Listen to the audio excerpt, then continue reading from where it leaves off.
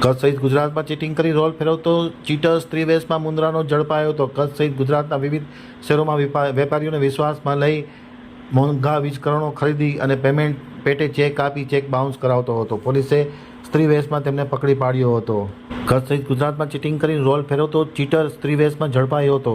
કચ્છ સહિત ગુજરાતના વિવિધ શહેરોમાં વેપારીઓને વિશ્વાસમાં લઈ તેમની દુકાનમાંથી મોંઘા વીજ ઉપકરણો ખરીદીને પેમેન્ટ પેટે ચેક આપી ગાયબ થઈ જતો હતો। મુંદ્રાના કુખ્યાત ચીટરને સ્ત્રી વેશમાં પોલીસ આજે પકડી પાડ્યો હતો।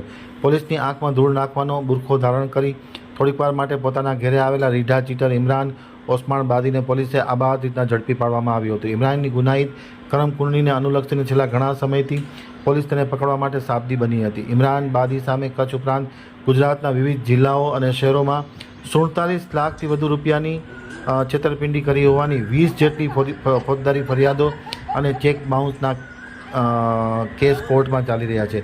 ઇમરાન સામે મુંદ્રામાં 4 ફરિયાદો ઉપરાંત નલિયા, ભુજ, અંજાર, ગાંધીધામમાં પણ ફરિયાદ નોંધાયેલ છે।